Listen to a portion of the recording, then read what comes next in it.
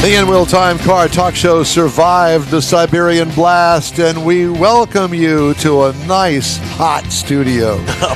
Big talk these days is how much your car insurance has gone up and the alternatives. Later, Jeff snowplows what you should know. Snowplows into what? Well, what you should know. And Mr. Mars reviews the 2025. Is it the Arcadia that you told me, or was I right on this one? If you don't look at the way I wrote it, it's Acadia. Acadia, thank you very much. That's from General Motors. Howdy, along with we always need more Jeff Zekin, our chief potentate over here, Mike Out of This World Mars. He's the official spell checker of it. Yeah, spell check, that's it. When you spell check something, it goes through Mars. Dismiss it immediately. David Ainsley's on vacation today, our chief engineer. I'm Don Armstrong. I'm always on vacation. So glad that you could join us for our Saturday morning live broadcast. And if you're listening or watching on a podcast somewhere, thank you very much for joining us. We appreciate you too. Do we have Divya yet? Not yet. All right. Well, I'm still. We were supposed to have Divya Sangam. Maybe she'll chime in here in just a minute. She's always pretty prompt about that. Mm-hmm. She's with Lending Tree LLC, which is Value Penguin by Lending Trees, the name of the company. Yep. Anyway, she always has wonderful information, and I'm going to kind of preview what she was going to say, because if she doesn't join us, we're going to have to fill 15 minutes, and then we're going to be screwed, blued, and tattooed. Yeah, we're going to fake it. So here's the report from Divya. And, 3 minutes. She'll be here in 3 minutes. 3 minutes. Okay, well, then I'm not going to blow it, but the price of auto insurance in Washington and California, the premiums rose by over 15% in 2025, and we're only, a few days into it. The biggest rate increases in the country. American Family, Allstate, and Liberty Mutual are expected to raise rates by over 10%, the highest among the major insurers. USAA, Progressive, and Geico will have the smallest rate increase, at least right now. The average cost of full coverage car insurance in 2025 will reach a record high of $2,101 a year. Nevada, $3,216 a year, and Florida, $3,264 a year. Let me interject something. That's for one vehicle. Is that full coverage? Partial That's what it said. It said full coverage. One vehicle. And it'll overtake Michigan at $3,156 a year to become the most expensive states for car insurance. Drivers and with non-traffic violations will see their premiums jump 53% on average in 2025, with drivers in North Carolina facing the stiffest financial penalties, a drumroll, 146% increase in premiums ridiculous. For traffic violations and dangerous driving. What is driving that? Little pun, but what?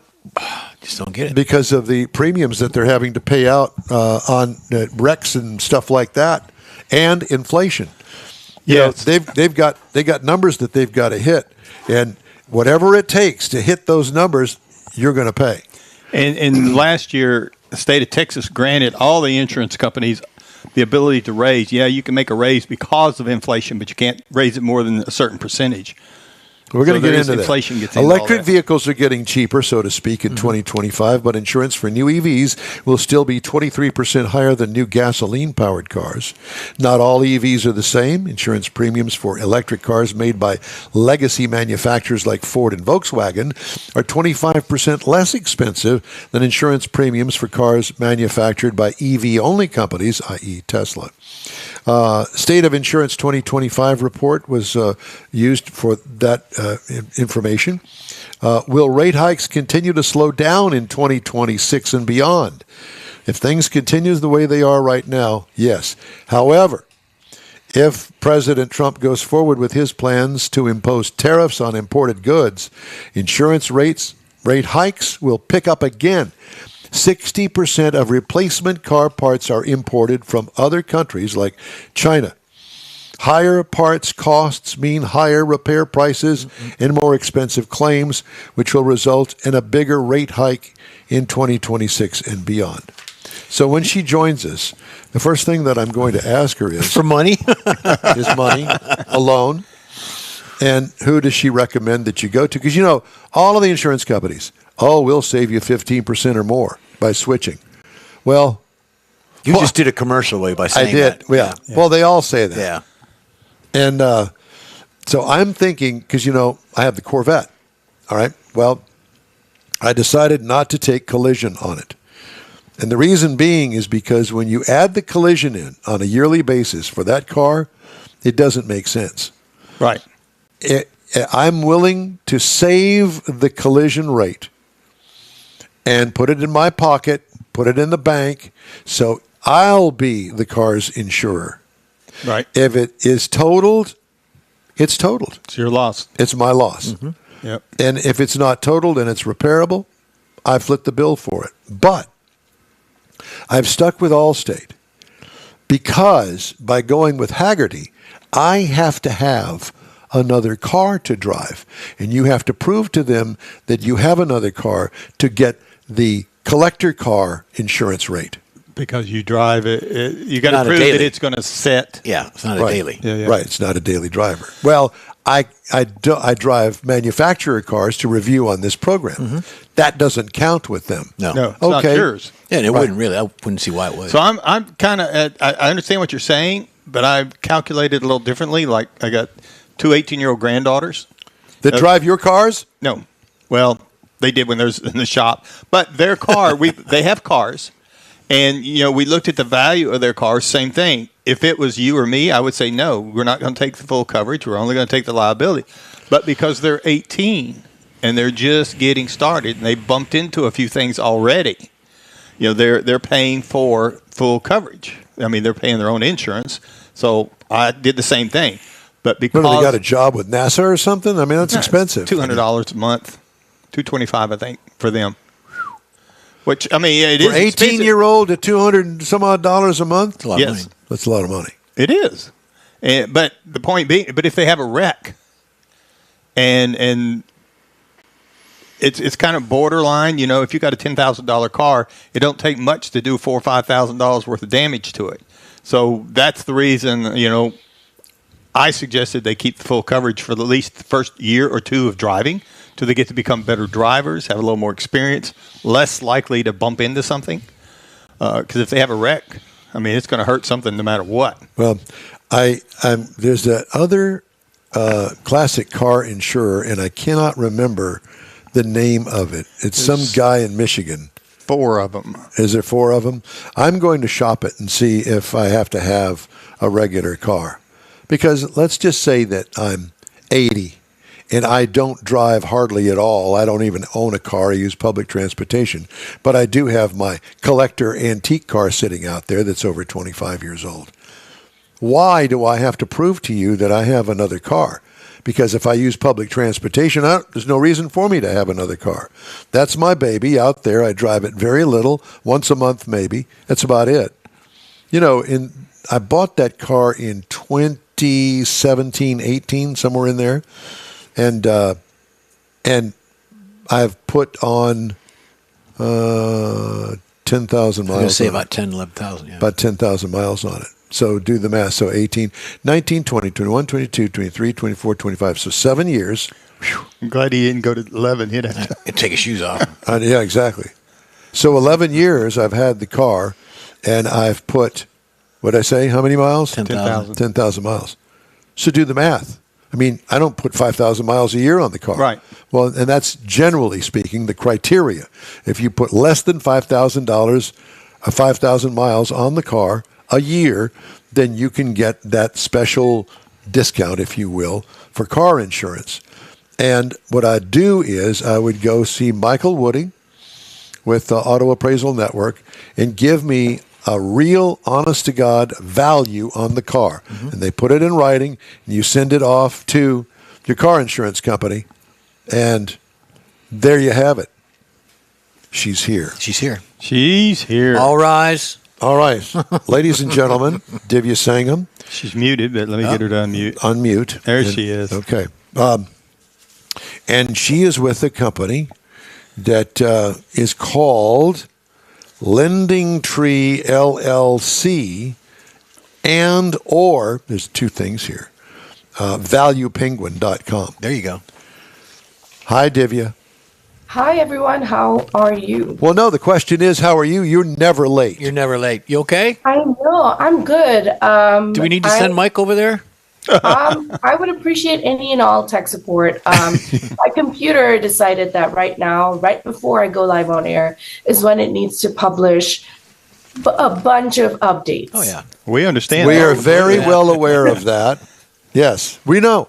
We got it. Happens It's all the okay. Timing is No- always perfect. So that wonderful bunch of information that you supplied us before the interview, I've read it all on the air. So it's great talking to you. We'll see you next time. No, just teasing. I'm just teasing. But great information. And my God, the insurance rates. And Yeah.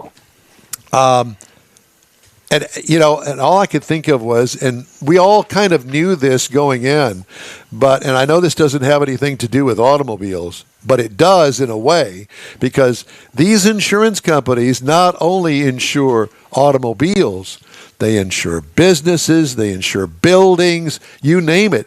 Now we've got all of these hurricanes and natural disasters occurring. Now, on top of that, these entire subdivisions of Los Angeles burn up in flames, billions and billions, not even counting the number of lives lost out there. Yeah. Oh my gosh, can you imagine the claims that they're going to have to fork over some money? I can't even imagine. I mean, some of the early estimates for the Los Angeles fire are putting damages at above $20 billion. And this is a conservative early estimate. I mean, I cannot imagine. Imagine Yeah. a place that Nederland, where Mars lives, over there near Beaumont, Port Arthur, and Orange. Imagine your whole community, your entire life. You've lived there. You got your doctor there. You got the car repair shop, your grocery store, all of the things that support you in your life on this earth. Psh, gone. Yeah. I cannot imagine. Think of the emotional strain of all of that. Oh, my. 100%. It's unimaginable. And, you know, there are people saying, oh, it's just a bunch of rich LA residents. But actually, that's not true. You know, we're having a lot of people who are economically struggling, who've lost their homes. You know, fire doesn't care whether you're rich, poor, you know, what race you are. It doesn't care. It's just going to burn. And from an insurance perspective, you know, the insurance crisis is already pretty bad in California. Right. This is just going to push it over the edge. And I really don't know what this means for the rest of the country or auto insurance, but I do know that it's going to have an impact on rates. Well, and you know, we have been discussing and trying to get a hold of some of the car clubs out there in those affected areas, because you and I, all of us, know that, hey, that's my baby out there in the garage, or Yeah. I've got multiple Corvette collection out there in the garage. Psh, gone. What I mean, just the cars alone that have been lost in that fire out there in California. And I'm just using that as an example because, listen, we deal with hurricanes here along the Gulf Coast, and those poor people in the Carolinas, what they've been through. And if you're lucky enough to have insurance and you make a claim on it, first of all, is the claim going to be honored? Yeah. Are they going to try to dig their way out of that? It could be months before you even see a dollar of that. I mean, how are you going to live? Your whole life is destroyed. And going back to the car issue here, it's part of these insurance companies, but it's only a part. And Yeah, no. they've got a certain number that they've got to hit to make money to be able to insure people Stay in the in future. business. Yeah, stay in business. I will say this, for especially if you own a classic car or a collectible car or even a supercar, yes, you can get insurance for it. It's going to be more expensive, but there is a certain emotion associated with classic cars. You know, that's your baby, like you rightly pointed out. Will a replacement ever really feel the same, especially if it's a car that you've lovingly restored yourself? You've personally shopped around for parts. Are you still going to get those parts? So insurance will help, but it's not going to replace those memories associated with those vehicles, especially if it's something you really love and care about. Well, I yeah, lose my Toyota. It's sad, but it's not the same as losing that Volkswagen Bug that you lovingly restored from scratch, and you got all the parts and you traded, you went on Facebook, you did all kinds of stuff. It's not going to be the same. Well, it's not. As a matter of fact, I read a story just this week about a guy that went to great lengths to find the exact car that his dad bought brand new. Now, the guy's my age now, that bought brand new. He tracked it down. It took him years to do. He finally tracked it down. It was horrible shape. He completely restored it just like it was when his dad owned the car, and that's the car that he grew up in. So talk about an emotional attachment from life. I mean, at the beginning of his life, he's known this car, and he went to great lengths to restore it. Something like that, losing that sort of thing in a fire out there. I think of, and we tried to get a hold of him, we've still got a phone call into him, is Jay Leno, who has a fantastic car collection.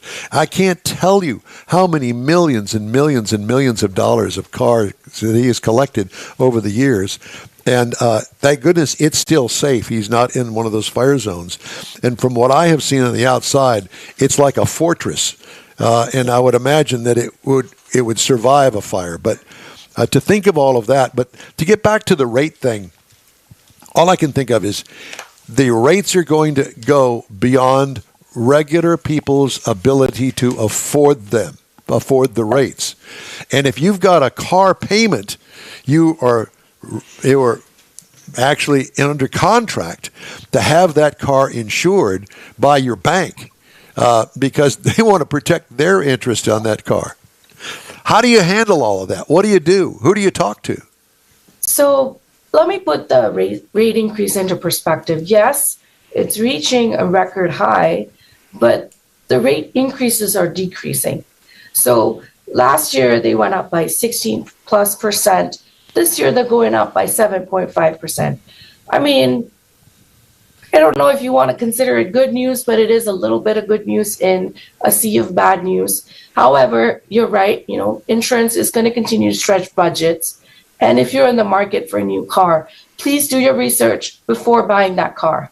If you want to buy a Tesla, for example, and you are someone who's going to struggle to afford the car payment on that Tesla, then you really don't want to buy it because that insurance for Tesla is going to be very, very high, 23% higher than a non-electric car. So do your research. If you're stuck with a new car and your insurance premiums have gone up, shop around. I cannot emphasize this enough.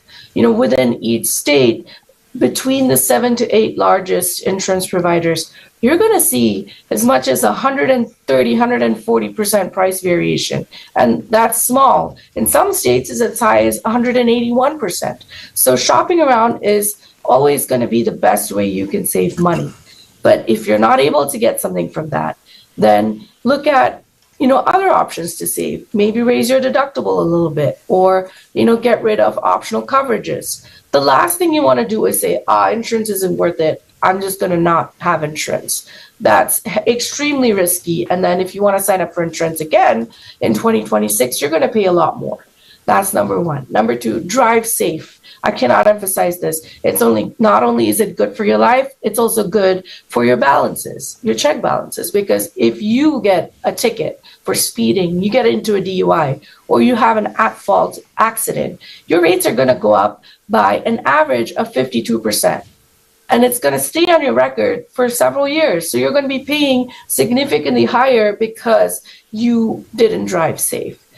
Now, if you are someone paying higher because you got one of these, you got a ticket, you got into an accident, then go to AAA and sign up for a defensive driver course.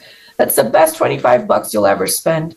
You sign up for the course, you complete it, and then you call up your insurance company and said, hey, I did this course. They're going to give you a discount for showing that you are taking steps to be a safe driver. They're also going to give you a discount if you say, I'm not driving more than 2,000 miles a year. And I know this is hard to imagine for someone living in Texas where you have to drive hundreds and hundreds of miles every week. But there are people who live in big cities who may not necessarily be driving. They'll be taking public transit, or you have a company car. So your personal car, you're not using as much, and your company car is insured by your company. So in that case, just let the insurance company know, I want a low mileage discount. You're going to get some money back for it. You are an active service member, you're on deployment. Let USAA know. They're going to give you a discount for the time that you're not in the country. So there are definitely discounts that people can explore to save money on their auto insurance. But at the end of the day, if you're in the market for a new car, please do your homework before buying that car. Find out how much it's going to cost to insure and add that into your overall budget calculations. Divya, so we can go to valuepenguin.com and get this information? Yes, you can go to valuepenguin.com, or you can search on Google for State of Auto Insurance 2025, and ours will be in the first 3 or 4 results, if not the top result. Listen, we're sorry you were late. We're sorry we got to cut you short. We got other things to get in, but we thank you so much for joining us today and especially sending us all the information. We appreciate you. Thank you so much for having me, and once again, I apologize. No safe. apologies. Stay warm. You stay warm. It's all good, and we'll talk to you soon. We'll get you. Talk to you all soon. Bye-bye. Bye-bye. Bye-bye. Okay, the N-Wheel Time Car Talk Show is available 24/7 on the N-Wheel Time and Odyssey radio apps, and podcasts available from your favorite podcast provider, including SiriusXM. We also video stream our weekly show on Facebook, YouTube, and nwheeltime.com, 10 to noon every Saturday. Thanks for joining us today. Back after this quick break. The Tex-Mex dining experience is defined by Lupi Tortilla, your destination for Texas's best beef fajitas and frozen margaritas. Since 1983, Lupi Tortilla has served authentic and time-tested recipes made with the freshest ingredients. Atmosphere is part of the award-winning experience at Lupi Tortilla, all developed in a little house near Highway 6 and I-10 in West Houston. Visit any of the Lupi Tortillas and you'll see the same attention to detail in each and every location. Start your Lupi experience with queso flammeado and guacamole, along with a classic frozen margarita. Dine on famous Lupi beef and chicken fajitas, or pepper shrimp brochette, or a fish or vegetarian entree, and finish with a scrumptious flan for dessert. Find Lupi Tortilla in Houston, College Station, Beaumont, Austin, San Antonio, and Dallas-Fort Worth. There's a Texas location near you. The recipes are authentic and time-tested. The ingredients always fresh. Lupi Tortilla, he's pretty good. You own a car you love. Well, why not let Gulf Coast Auto Shield protect it? Houstonian John Gray invites you to his state-of-the-art facility to introduce you to his specialist team of auto enthusiasts. We promise you'll be impressed.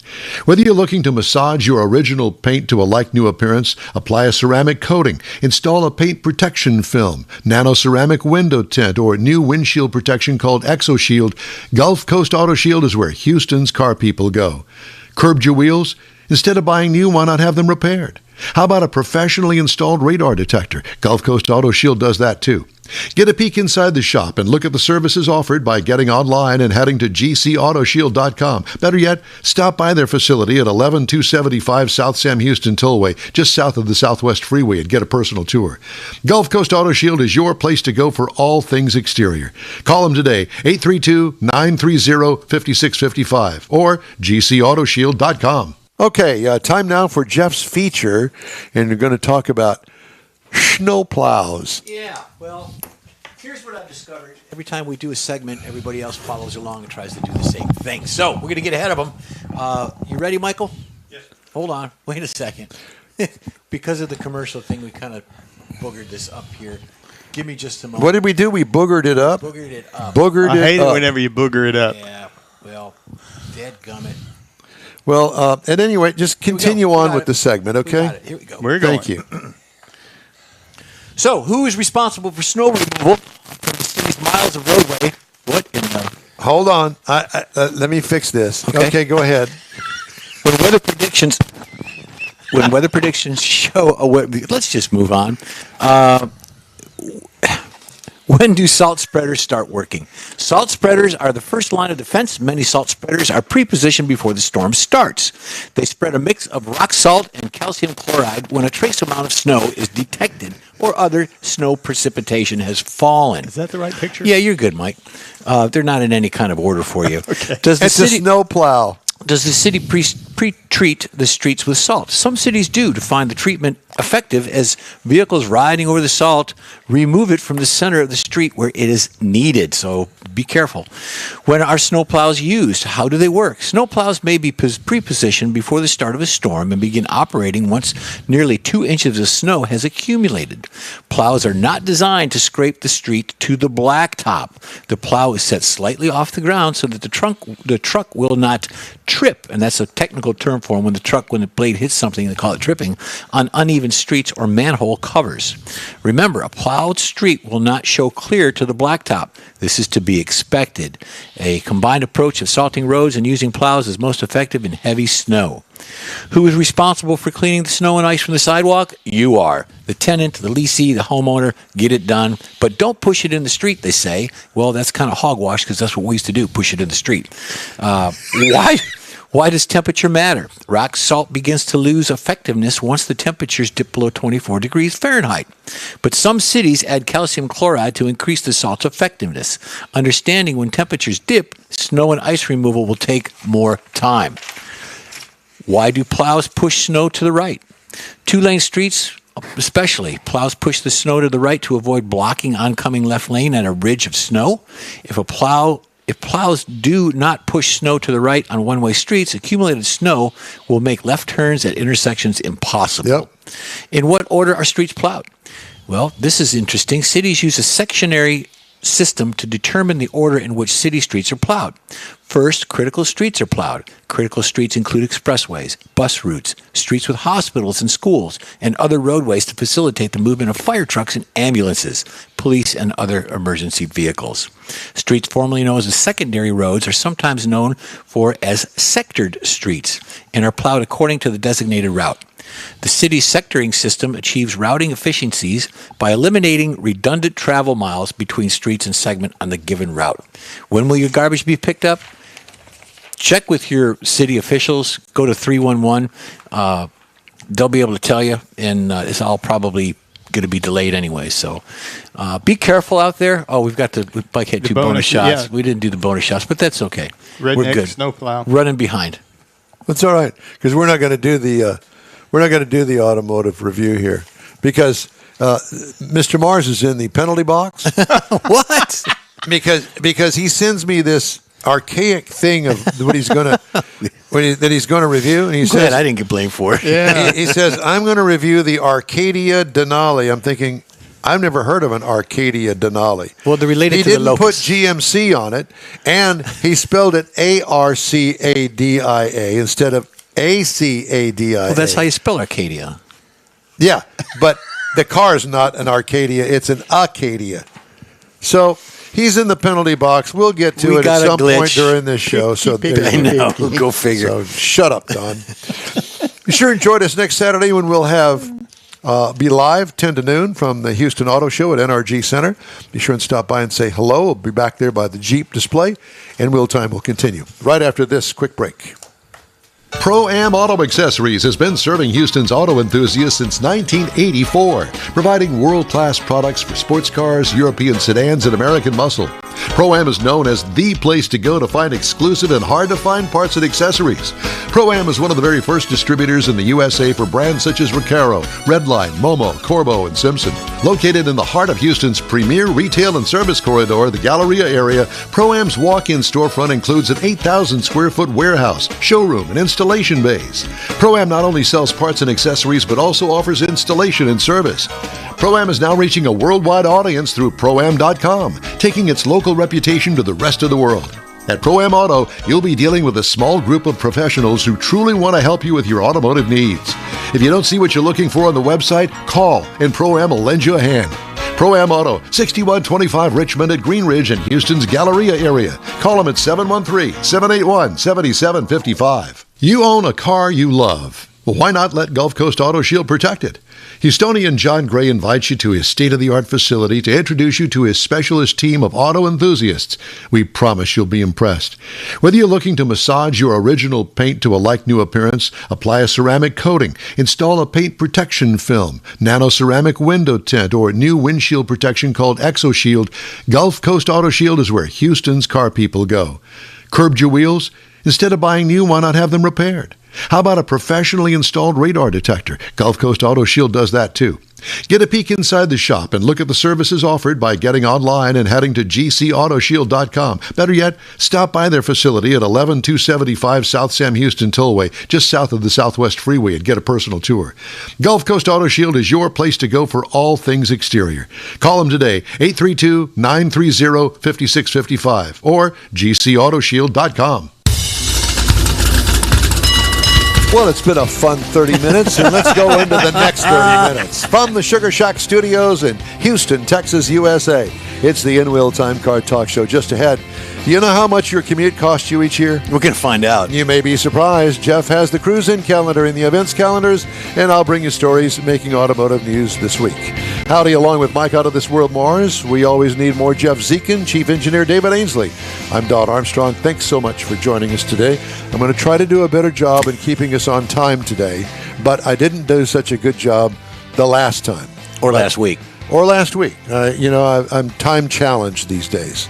I think it's the tight underwear I'm wearing now. That in the cold weather. There's that. Yeah, absolutely.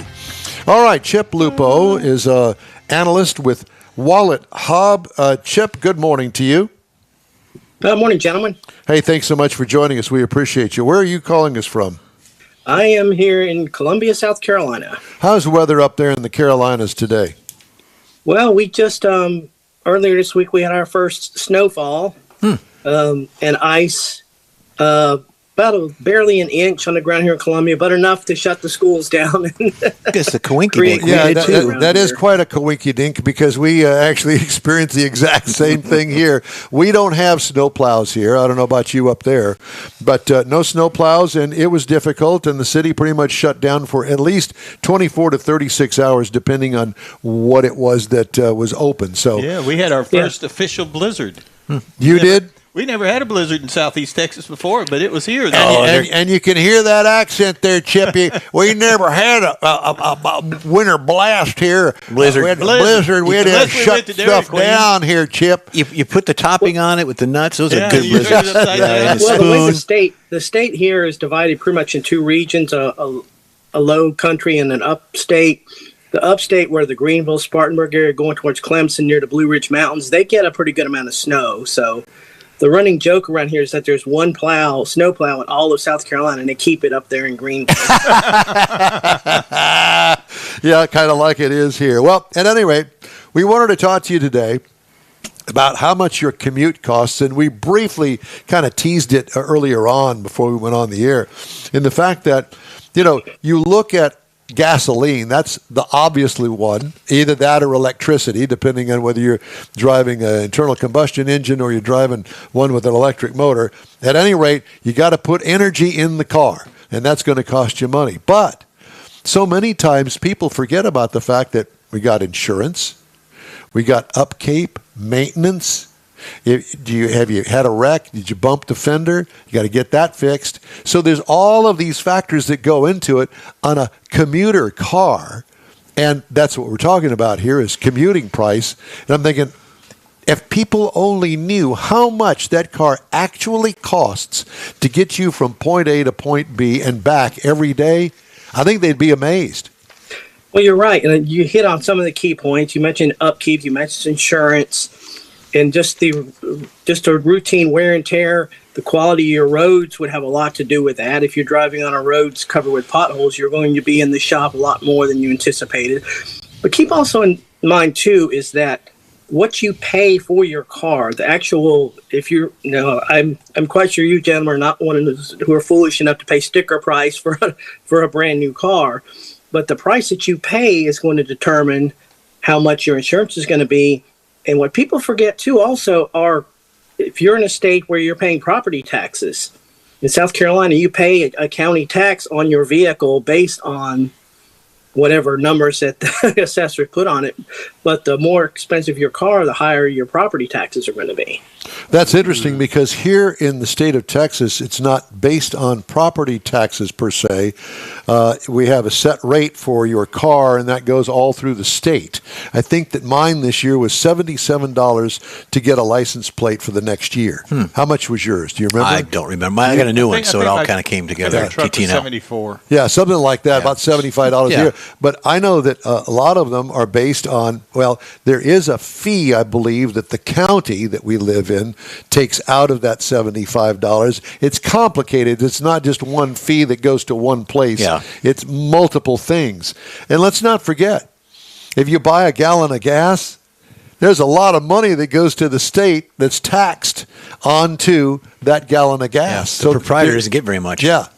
Well, right, the gas taxes. There's a reason that gas is upward about $6-7 in California, and in a state like Texas, where ranks pretty low on average gas, probably $2.78 a gallon. Yep. But even then, how much of that is going into taxes that's going straight to Austin? Well, that's right. And we're fortunate in the fact that we are an oil producing state, and the state of Texas has always kind of really given us, so to speak, a discount. They're very aware of where their money comes Yeah, from. very much so. So, we don't have property taxes because it's an oil producing state and we get our revenue in different places, yes. Oh, did he freeze up? He's frozen. He's frozen. Frozen. Oh, am I? No, I'm still here, guys. I'm Okay, with you. good. All right. You were just listening.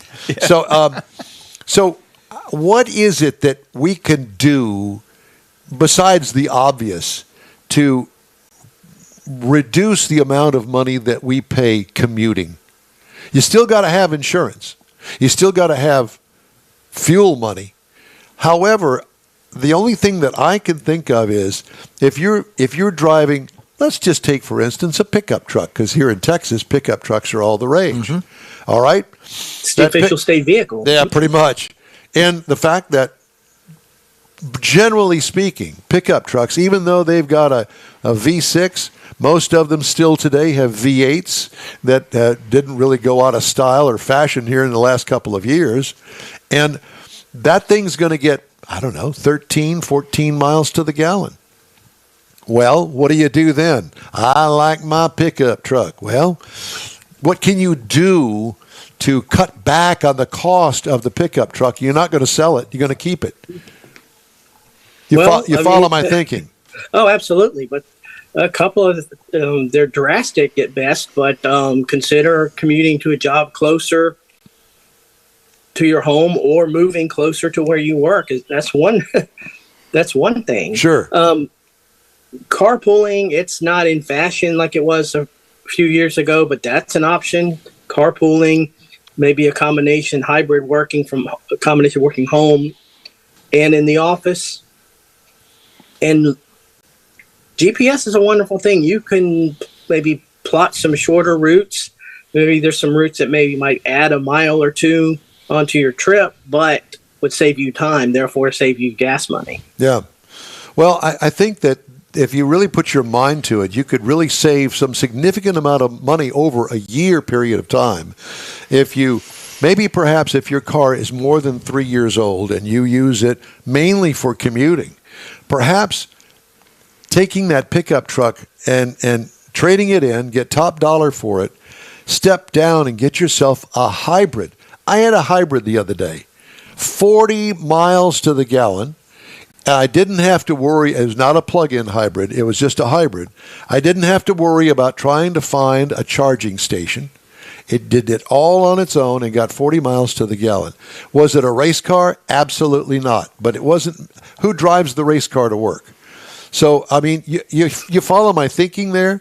Maybe perhaps over a year or two period of time, you could save some significant money if you would maybe use an alternate method of commuting.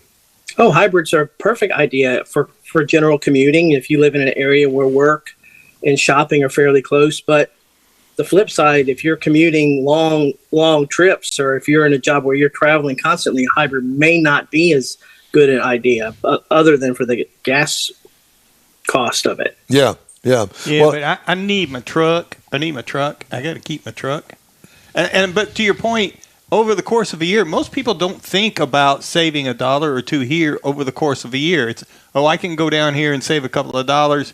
That's not too big a deal. It's not worth my time and effort. But if you do that 100 times a year, Guys, one thing I noticed a couple of weeks ago, one of my best friends got a brand new Toyota Tundra pickup with a turbo V6. And he's still figuring out the bells and whistles on it, but he found out the hard way is that if you're sitting at a light or in traffic, it automatically shuts off. There's Yes. some kind of a kill switch or something in it that'll make. yes, the auto start stop feature. Yeah, absolutely. and you know, when I started getting demo cars to drive and review, I hated it. And today, and I used to turn it off. Today, I don't do that as much because I want to get the full experience of it. And most of them, you have to actually hit the button to turn it off. Now I get the full experience of it. And some of those cars, when the engine comes to life, it'll shake the entire car. Other ones, you don't even recognize it, don't even mess with it, and they don't cost any more than the other one. I turn mine off every time I start. I put the Right. seatbelt on first, start the car, and then I turn it off. I get 28 to 28 and a half miles to the gallon in the city. I've gone as high as almost 33 on the highway. Yeah. I'm fine with that. Have you tried a tank by not turning it off? No, I just don't like that feature. I just don't like that. I went to a press the demo one gas and- time, and I believe it was Chrysler. When they first started really doing that, and they showed how much, like over the course of a tank of gas, the amount of gas that you're actually saving is pretty minimal. But they look at it over the course of Yes. 100,000 vehicles that they're going to build that year is how much fuel and all gets saved. And that was several years ago when they first started that feature. So it may be even more now with all the hybrids and the electric help processes they have to get the cars going. Yeah, yeah. So The other thing, gentlemen, about technology, though, is that the more technology, as my father was a mechanic for 35 years, and he cringed at the idea of power windows and back in the 80s. Oh, yeah. Would say basically so that's just more things to go wrong with it. And the more technology, those are going to increase your maintenance costs because these things are not cheap, even if you happen to be driving a Ford F-150 as opposed to a Toyota Tundra. Chip, I challenge you to find a car that has crank windows today. I think that there may be 2 or 3 manufacturers that still make crank windows for their bottom of the line car that they've been building for 50 years. But they're not built here in America. Well, it doesn't make any difference. Yeah. They still build it. And I will tell you that I have gotten used to power windows, and my daughter's 2007 Ford Focus, I bought it because it had crank windows because it was cheap. You can get the modern new old stock, whatever you want to call it, where you have an actual handle on the door, like a crank handle, but it's actually your window. You push it down, the window goes down, you pull it up. But it's an actual I've seen handle. that. So, Chip, I want to know a little bit more about Wallet Hub and what you guys do. Well, we are primarily a personal finance website, and we offer a wide array of services such as free credit reports, free credit scores, budgeting apps, personal finance advice. But we do conduct a number of surveys that have to do with personal finance to give folks an idea of where their money is going and how much things cost, studies like this one. And my job is to sit here and chat with you gentlemen and to kind of break things down into plain English. Well, and, when it comes to dealing with us, I'm glad that you may have to start taking some sign language courses because we're kind of like hard-headed and tough to get through to some. So repeat stuff a lot. Does it cost money to get the information from Wallet Hub? No, totally free. Free credit reports, and the credit scores are updated daily. Your TransUnion credit reports available, and there's just a wealth of products that we have out there. We have a car loan payoff calculator. You can type in your numbers if you're looking to buy a new car, figure out how long it's going to pay, how much you'll be paying in interest. This is a wide array of products that we have out there. How does Wallet Hub make its money? That's a good question. We do a lot of credit card reviews and reports, And of course, we are compensated every time someone applies for a credit card or a banking product linking from our website. And I'm not familiar with the total ins and outs, but that's pretty much the gist of it. There's a commission involved. Like affiliate listings. Yes, exactly. Partners. So Yeah. the article is 2025's best and worst states to drive in. So if you are a shoe salesman and you drive state to state, we can go around those states that cost you more money to drive in. Well, guys, it's relative in a way if you think about it, because and you guys are in Southeast Texas, but wherever you live is the worst place to drive. If you're driving to school or if you're driving to work, your city or your state is the worst place for driving. It's funny how that works out that way. Yeah, most definitely. Well, Chip, it's great to talk to you. We really appreciate you taking the time to talk to us today. Stay in touch when you got some new product that you want to talk about.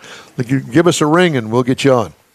I look forward to it, gentlemen. Y'all have a great afternoon. You do Thank the same. you. Thanks so You much. bet. Chip Lupo with Wallet Hub. I'm going to have to go there. Yeah, Yeah, you do should. that. There's a Wallet. couple things I heard him talking about. Yeah, wallethub.com. I knew a guy that found out from his insurance company that accidents happen within 25 miles of your home. So he moved. Good. Thank you, Jeff, for that. Yes. Insightful. Insightful, and it really makes me think on a Saturday morning. Coming up, Jeff has the cruise-in calendar and the events calendar as well. I'll have the stories making automotive news headlines. Thanks for joining us on the award-winning In-Wheel Time Car Talk Show. We'll be right back. The Tex-Mex dining experience is defined by Lupi Tortilla, your destination for Texas's best beef fajitas and frozen margaritas. Since 1983, Lupi Tortilla has served authentic and time-tested recipes made with the freshest ingredients. Atmosphere is part of the award-winning experience at Lupi Tortilla, all developed in a little house near Highway 6 and I-10 in West Houston. Visit any of the Lupi Tortillas and you'll see the same attention to detail in each and every location. Start your Lupi experience with queso flammeado and guacamole, along with a classic frozen margarita. Dine on famous Lupi beef and chicken fajitas, or pepper shrimp brochette, or a fish or vegetarian entree, and finish with a scrumptious flan for dessert. Find Lupi Tortilla in Houston, College Station, Beaumont, Austin, San Antonio, and Dallas-Fort Worth. There's a Texas location near you. The recipes are authentic and time-tested. The ingredients always fresh. Lupi Tortilla, he's pretty good. You own a car you love. Well, why not let Gulf Coast Auto Shield protect it? Houstonian John Gray invites you to his state-of-the-art facility to introduce you to his specialist team of auto enthusiasts. We promise you'll be impressed. Whether you're looking to massage your original paint to a like-new appearance, apply a ceramic coating, install a paint protection film, nano-ceramic window tint, or new windshield protection called ExoShield, Gulf Coast Auto Shield is where Houston's car people go. Curbed your wheels? Instead of buying new, why not have them repaired? How about a professionally installed radar detector? Gulf Coast Auto Shield does that too. Get a peek inside the shop and look at the services offered by getting online and heading to gcautoshield.com. Better yet, stop by their facility at 11275 South Sam Houston Tollway, just south of the Southwest Freeway, and get a personal tour. Gulf Coast Auto Shield is your place to go for all things exterior. Call them today, 832-930-5655 or gcautoshield.com. Hey, when you download our app, you'll have access to the In-Wheel Time Car Talk program 24/7. Just look for the App Store and check us out on the Odyssey radio app where you can stream us in your car. Podcasts available from your favorite podcast provider, including SiriusXM. The weekly video stream of our live shows on Facebook, YouTube, and InWheelTime.com. Catch it 10 to noon Central Time every Saturday morning. Time now for the cruise-in and events calendars. You betcha. And guess who has that? I got it. It's So- troublemaker Jeff Zekin. So these are for February 1st, which is next weekend. Gears and Grounds. Join fellow car enthusiasts on February 1st for Gears and Grounds Oh, I event. like that. I like that name. It's at the Shop Club in Houston. The gathering promises a display of wide variety of vehicles, including classic cars, sports cars, exotics, race cars, imports, trucks. They're either lifted or lowered, one or the other. Gears and Grounds occurs every first Saturday of the month from 8 to 10, but of course they probably go over to 11, 12, whatever the case, because people hang out. This is at 13150 Brenton Ridge Street in Houston, Again, February 1st, 8 to 10. Then you got the Kingwood Classic Cruisers, Cars and Coffee. Join Kingwood Classic Cruisers every Saturday morning at the Whataburger. Who doesn't like Whataburger, Michael? From 7:30 to 10:30. Again, it probably rolls over a little later. So it's at 4545 Kingwood Drive in Kingwood, Texas, 8:30 to 10. Conroe Cruisers, again, February 1st. Conroe, Montgomery County, all these folks really know how to put on a show. Saturday night cruise. So this is an evening one. It starts at the Kroger Marketplace parking lot at 341 South Loop, 336 West. Then on Groundhog Day, the 2nd, which is Groundhog Day, right? February 2nd? Woodlands Cars and Coffee for a cruise for a cause. This is a good event. It's from 6:30-ish to 10:30-ish in the morning. Continue efforts, fun, creative ways to bring back things to the community. They take donations and things for the different charities they have. The purpose is providing a charity of car displays, show off special vehicles supporting of that particular area in Montgomery County. It's at the Market Street in the Woodlands at Uni Sushi at 9595 Uni 6 Sushi. Pines Drive. Uni Sushi. There you go. Uni So you only Sushi. get one, Don. Oh, that's Uno. Sorry, it's a game. Spring, Texas, February 2nd. Now, because it's Groundhog's Day, I'm going to read it again. So there you go. Thank you. You ever heard of a guy by the name of Hal Sperlich? We're about to find out. Yeah. No. So Hal Sperlich has died. The template that Hal Sperlich, an engineer turned product development ace, used to create the Ford Mustang in the 1960s and the Chrysler minivan in the 1980s still works today. Sperlich's first recipe was simple: create eye-catching, segment-busting vehicles by modifying existing platforms with unique bodies and keep costs under control by using as many off-the-shelf components as possible. Sperlich died January 20th at the age of 95 years old. Let's see. He was the last surviving member of the core team of executives at Ford that created the Mustang. Ford Motor Company CEO Jim Farley, in a statement, called Sperlich a product visionary who never played it safe and was always focused on the white space and improving the company's capability. In his 2013 interview with Motor Trend, Sperlich had more parting advice for the industry's newest leaders. Nobody is innovating, creating new segments, he told the magazine. Look at my history. Mustang, never done before. Fuel-efficient front-drive cars for America, never done. Minivans, never done. It was going outside of the rear-view mirror segments. A lot of new niches are possible. So I normally don't do that, but that struck me as a guy that he was kind of, you know, you always hear of Lee Iacocca, Right. the Ford Mustang, you know, but here's the guy that actually made it happen. The guy behind the guy, scenes. yeah. And he ultimately got fired from Ford because he poo-pooed the Edsel. And we all know what happened with the Edsel. It was poo-poo. Yeah. President Donald Trump said he planned to impose previously threatened tariffs of as much as 25% on Mexico and Canada by February 1st, reiterating his contention that America's two immediate neighbors are letting undocumented immigrants and drugs flood into our country. We are thinking in terms of 25% on Mexico and Canada because they are allowing vast numbers of people into the U.S. Trump said in a response to questions from reporters in the Oval Office on Monday night, I think we'll do it February 1st. Trump also ordered his administration to consider eliminating subsidies and other policies that favor electric vehicles, laying the groundwork for moves that risk slowing adoption of EVs in the U.S., European, Asian auto companies likely to be affected by Trump tariffs. So we got that working as well. Lots of stuff. Yeah. Stellantis said it will move ahead with plans to build a mid-size pickup truck at its Long Island assembly plant in Belvidere, Illinois. In a memo obtained January 22nd by Cream's Chicago Business, an affiliate of Automotive News, the automaker said it will build the new truck and return approximately 1,500 UAW represented employees to work there. Company did not provide a timeline, though the UAW announced Belvidere will build a new mid-size truck starting in 2027. Finally, Yay. thank you. And I've said the story before, and I'll repeat it again. You know, every time I go to Wisconsin to visit relatives up there, I fly into Chicago and then drive up to Janesville, Wisconsin, typically, or Milwaukee, somewhere in there. And I go right past that Belvedere plant on the road up to Wisconsin, big highway.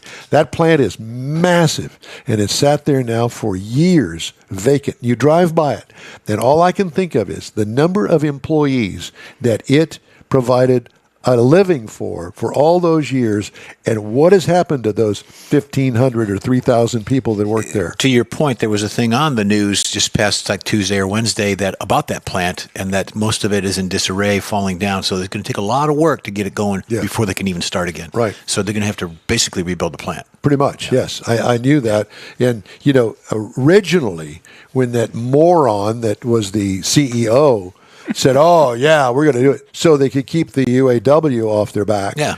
And they didn't do it. And have you heard anything from them lately? No. The UAW? No. Not a word. That's a sore subject, I think. Yep. And especially among the UAW rank and I think file. they're trying to get rid of their leader. I think. I don't know. I keep hearing rumblings about scuttlebutt. that. Donald Trump's first moves on electric vehicles, including the revocation of an executive order that called for 50% of all new passenger cars and light trucks to be zero emission by 2030, signal the direction of his administration, but on their own won't immediately change policy. In addition to revoking the order, he called for a pause in the release of funds under two federal acts of legislation, the Inflation Reduction Act and the Infrastructure Investment and Jobs Act. So the $7,500 that you were getting back from your taxes and all that stuff? Yeah, not going to happen. No, not going to happen. And I've always been a proponent of the fact that, hey, you're going to build a vehicle, let's make it right, spot on with all of the others, compete head to head. Doesn't make any difference what it is that you're trying to motivate that vehicle with, whether it be electricity or gasoline or hydrogen or whatever. It needs to compete with all the other vehicles, head to head. If you can't build it, they can compete with, let's say, the Kia K5, then rethink it. Make it competitive with it. It's just me. I think if you think back, we're old enough to think back that there was a time whenever that seemed like what they were doing. I'm living in the past. But once you get outside forces like the government involved in trying to tell them what they can and can't do, then you start restricting what they're able to do.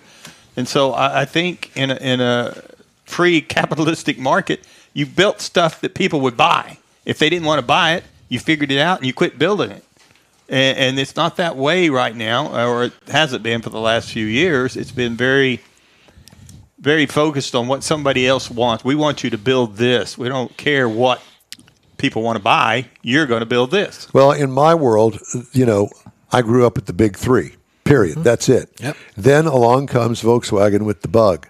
Then along comes Toyota with the Corolla. Honda first, and then Toyota. Honda, well, the Asian market. Yeah. And so they, little by little, they've been eating away at it because they were competing head to head with the U.S. market, which, let's face it, there wasn't all that to talk about back in the day. But the only it's thing all that we knew at the time. That's so correct. Well, you say that because when they were introduced and the imports were coming, the JDM, so to speak, was during the oil crunch. So that was their opening. If it wasn't for that, they would have probably been a little bit behind with the big three.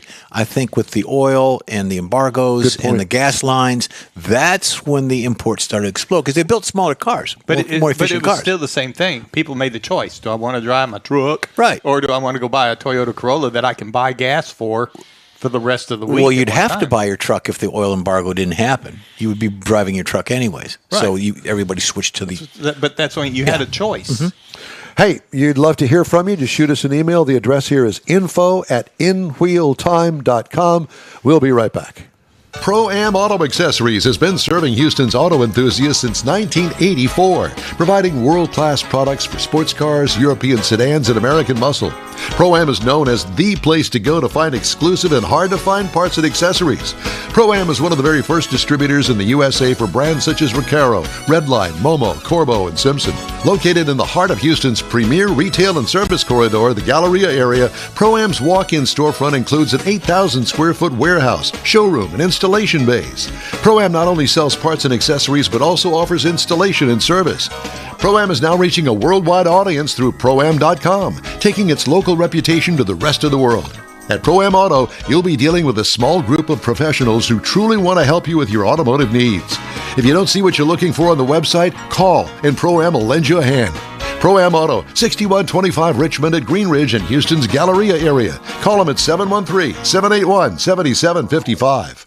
From the open roads to the open waters, your adventure starts at the Houston Automotive Show at NRG Center. One ticket, two shows. Check out top cars, trucks, sport boats, fishing boats, and more. New designs, new technology, and everything in between. Spectacular experiences, amazing fun. There's something for everyone. Get your friends, get your family, and get your tickets now. The Houston Automotive Show, making waves and fueling adventures.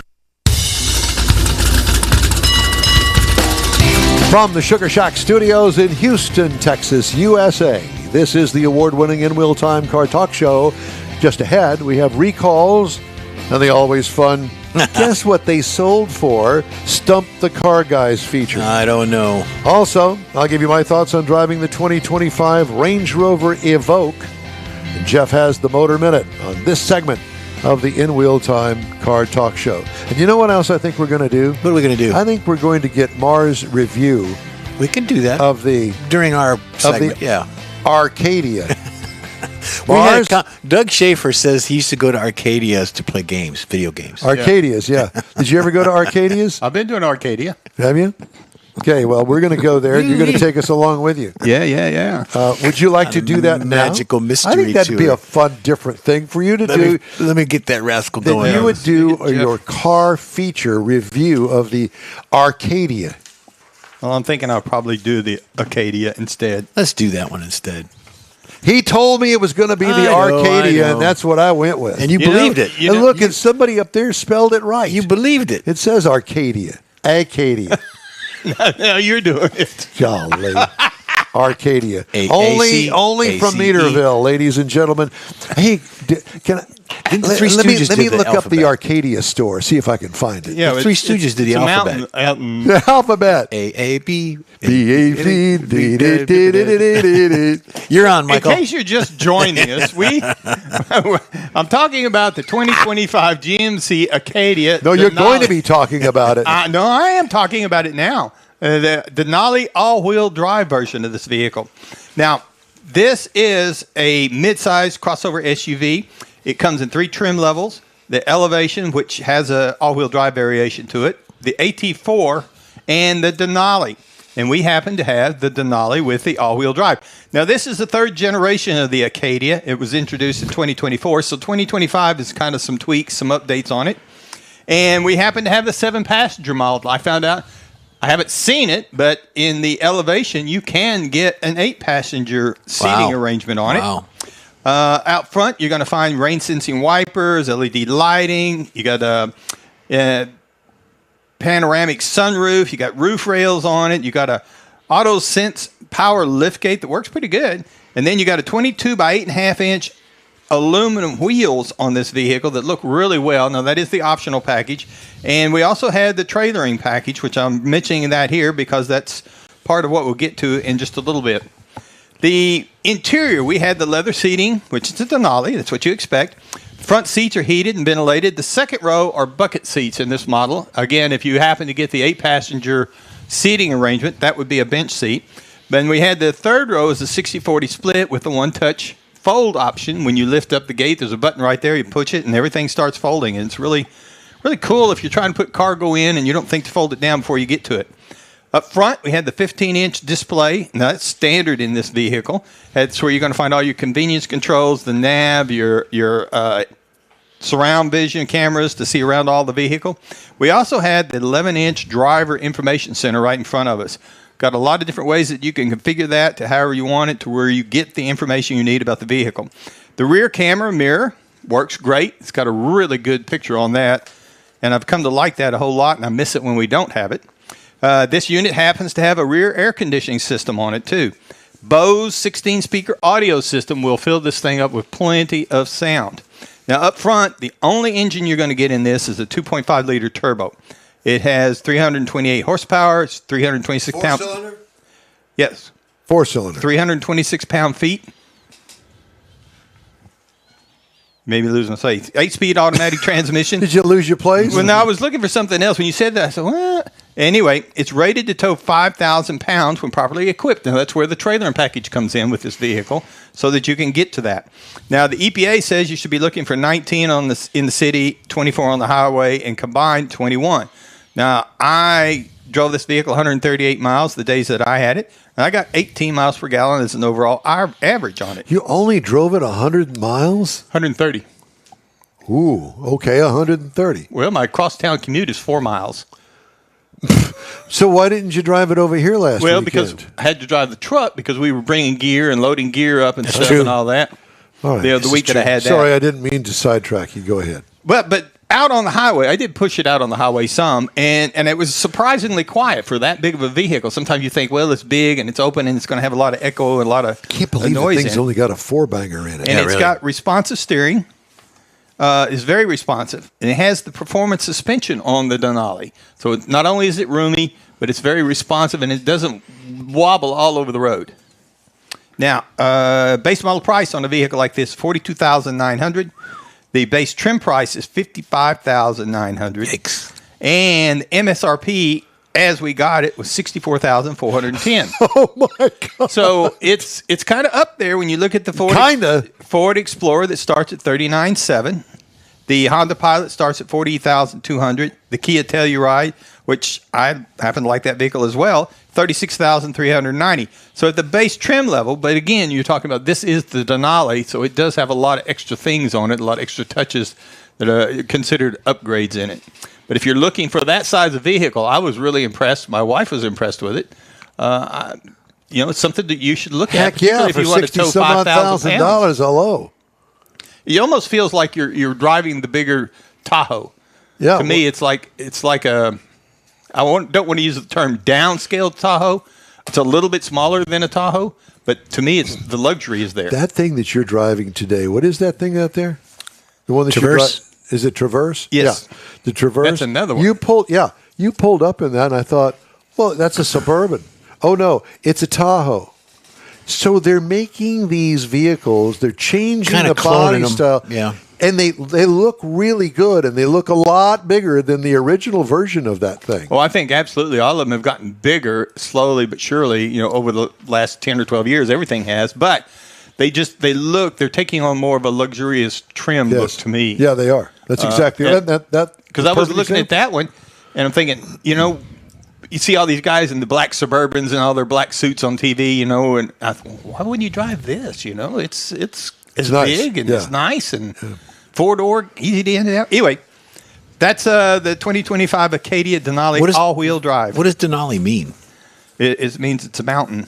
Yeah, it means the high one or tall one. It's an Alaskan name. Yep. I googled while you're doing it. Back in the day, did you ever date any Alaskan women? No. Where in the world would I find an I hear they Alaskan kiss woman funny. in Southeast Texas? I hear they kiss funny Yeah, with their noses. with their noses. And the ones that I saw, yeah, no, I'm good. Okay, I guess we just lost all our Alaskan listeners. Do we have any? Mars would We know had that lady up there. Mars. I'd have to look. I don't remember seeing a lot. There's some Washington State that's getting close. Do you have any from Siberia? No. We We're used to have- banned in Russia. We're banned in Russia. Okay, well, there goes that. All right. I've got some recalls to tell you about. Kia, Sorento Hybrid, and the PHEV from 24 to 25. Loss of headlights and taillights. That's not good at night. Ford Motor Company recalling 272,000 U.S. vehicles on concerns over battery failure. The recall affects certain 21 to 23 Bronco Sport crossovers and 22 to 23 Maverick pickups. 12-volt battery may experience degradation and suddenly fail. Well, apparently it's not a Delco Remy or it's not a Diehard, which can result in a loss of electrical accessories, doesn't say including what. the hazard lights, or cause a loss of drive space. I don't know what batteries No, I don't they either. use in there. Ford Motor Company, Fomicos, I Yeah, guess. yep. Dealers Motorcraft. will inspect and if necessary, replace the 12-volt battery free of charge. Good. GM recalling 2,890 Equinox EVs due to concerns about their adaptive cruise control. Recall affects certain 25 model Chevy Equinox EV all-wheel drive electric vehicles. Dealers will update the software calibration in the brake system control module free of charge. It better be free. How dare you sell me that and screw me over. Okay, now it's time for the Hemmings.com Sold Cars Roundup. And right out of the box, I've got a good one. Isn't a LaSalle, isn't that the pre-runner to Cadillac or the Cadillac brother or something, LaSalle's? Well, LaSalle, Michigan, it was actually, I think they were founded or part of the organization's beginnings in LaSalle. But that was actually a model of a car. Well, LaSalle. it was, This one here is a brand, the LaSalle. right. A 1940 LaSalle 52 Special. Now, you know, that has the 3 slots down the side. Was LaSalle part of Buick? I'm not sure. But at any rate, it's got GM history in it. 1940 LaSalle 52 Special. It is a absolutely stunningly beautiful convertible. To me, that's a movie star car right there. Okay? Yep. And it's kind of a sea mist green blue painted. It's really pretty. It's pretty. So how much do you think something like that would go for? Big whites on it. It looks like it's been restored back to its original style and everything. I've been watching Barrett Jackson this week, so Yeah, I you know see you're what this cheating. one. Yeah, I'm saying $72,000. $72,000. Mr. Morris? I was going to stretch to 40. $32,550. That's what I said. 32. And I brought it up because It's a pretty car. it's absolutely gorgeous, and I could think, Yeah. hi. Doing the queen wave as you go by. Yeah, absolutely. And Does I that know how now. to, and I know how to do that. Yeah, He yeah. does that now. Okay. This is, it appears as though this was a plain Jane Arcadia. 1970 Chevrolet Chevelle. Oh, It's been repainted. It has white stripes on the hood, like the SS. Okay? It doesn't have the SS badging on it or on the front, but it's got some custom aftermarket wheels on it. Just the wheels and the white stripes alone. Okay? That kind of kicks it up a notch for me. It's clearly a resto mod, a 1970. Oh, resto mod. Well, Yeah. it appears to be. If it doesn't have the SS on it, so it's not going to be the factory It's a clone, 396 yeah. or 454 or clone, something like that. right? Yeah. It probably had a 350 V8 in it, 1970 Chevy Chevelle. 12,000. 22. Mars, Yep. 21. Pretty darn good. I would buy that car. You look at it. You tell me. Well, the only thing that I would need it to be is a convertible. And then, Why? of course, that would cost more. Fry your brain. Yeah. Yeah, that's what you need over there in Neaterville in August and September, a convertible. There's, And all that- There's at least 4 days a year you could drive that car with the top down. That's right. 4 days a year. And they were last week. yeah. 3 of them. And all that fallout from the refineries. Oh, yeah. Yeah, sure. Why not?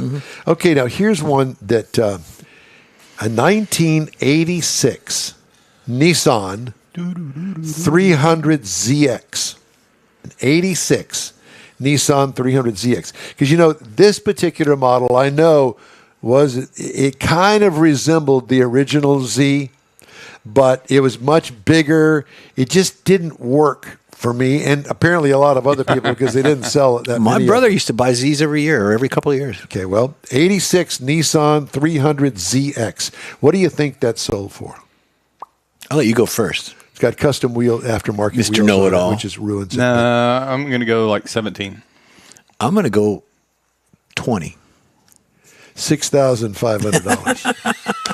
That's even Last worse. time I listened to you. That's even worse than I thought. See, I do like to try to stump the band on this. Golly. All right, Jeff, this is really about you on this one. But you're in. It's automatic winner. A 1976, put your mind there, 76 Lincoln Mark IV, MK4. Yeah. Okay, 2-door. There was a Ford Thunderbird version of this car at the same time, but this is the Lincoln version, so step it up a bit.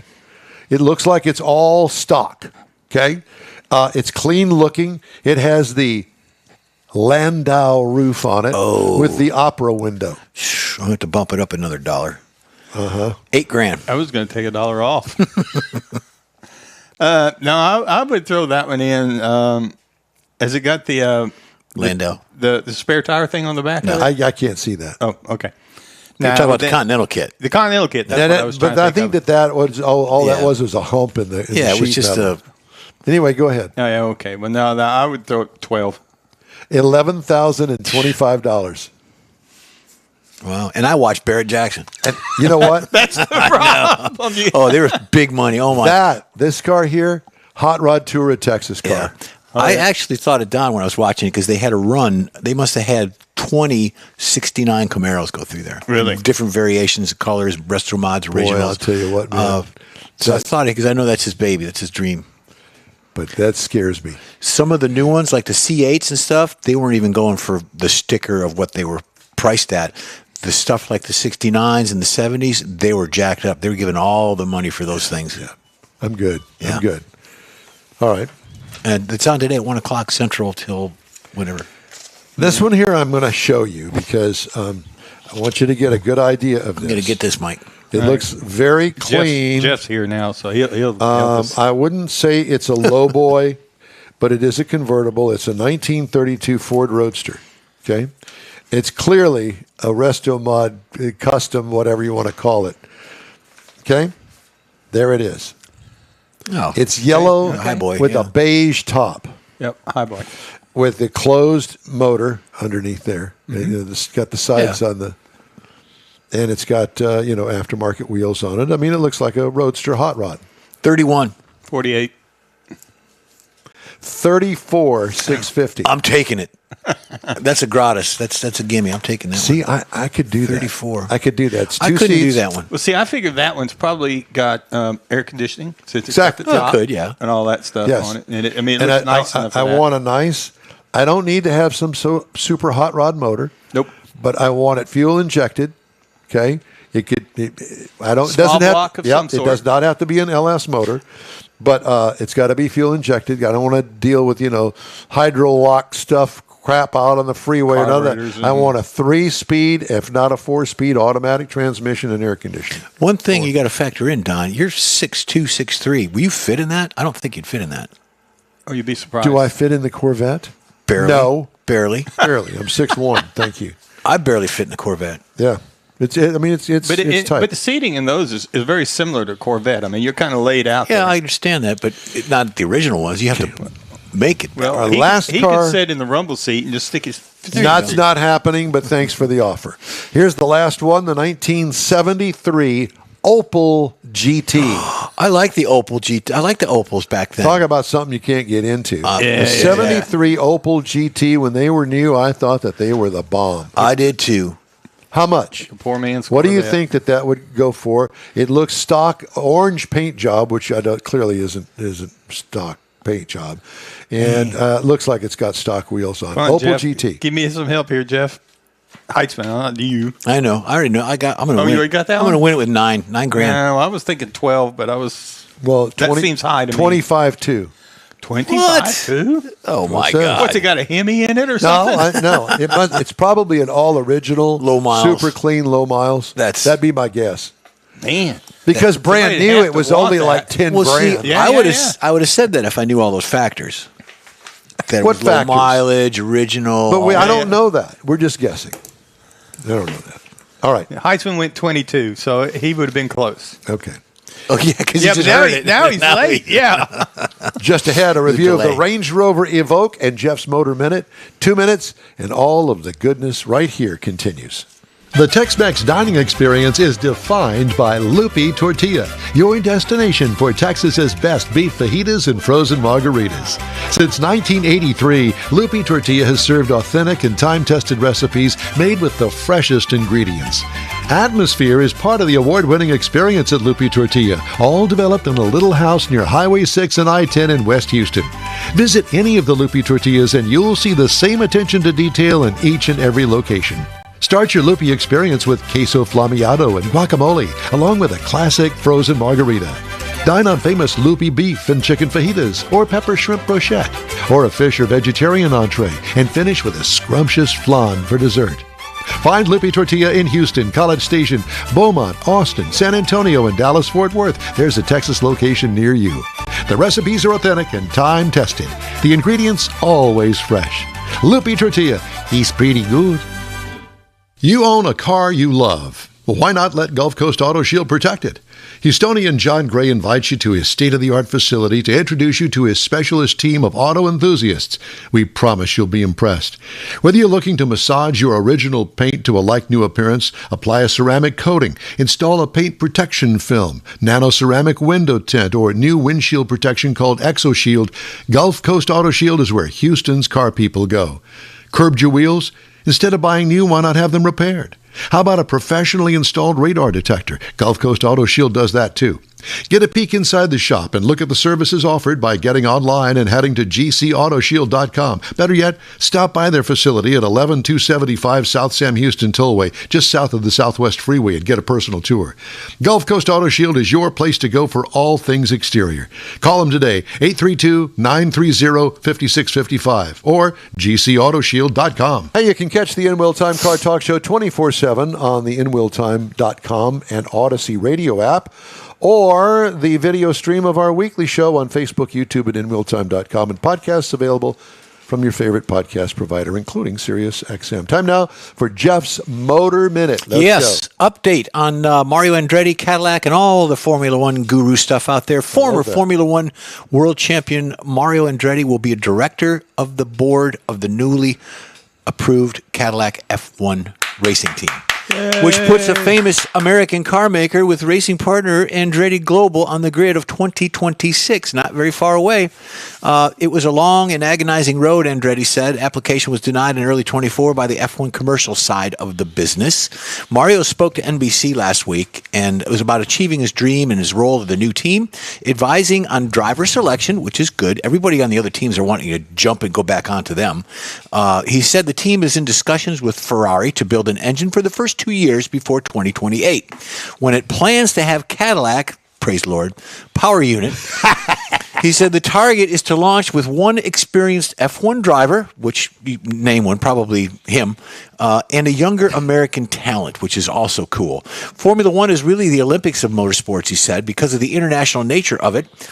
And so there's a lot of national pride that goes with it. When you win, they play the national anthem, and you're up on that top step of the podium. He's loving that.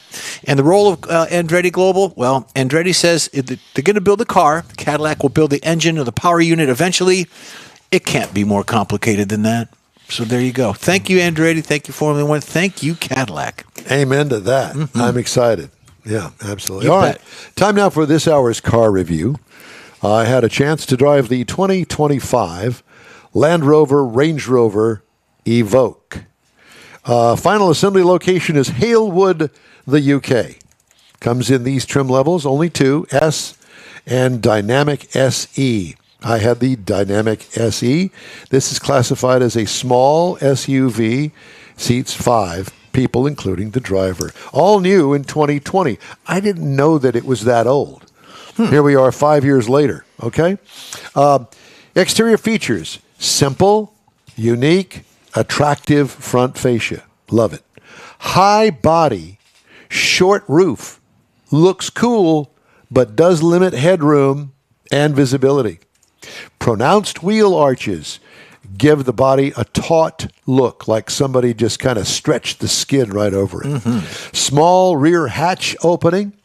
Pop-out door handles were kind of unique. They were rectangles. I liked it. But what I did like overall, the overall look to me gets an A. Interior highlights. This is a minimalist dash. It gives a sleek appearance, but it does have its drawbacks. Seating is comfortable with nice materials. A couple of steering wheel controls had me confused. For instance, what does the diamond mean? What does the O or 0 mean on the button, on the dash, on the steering wheel?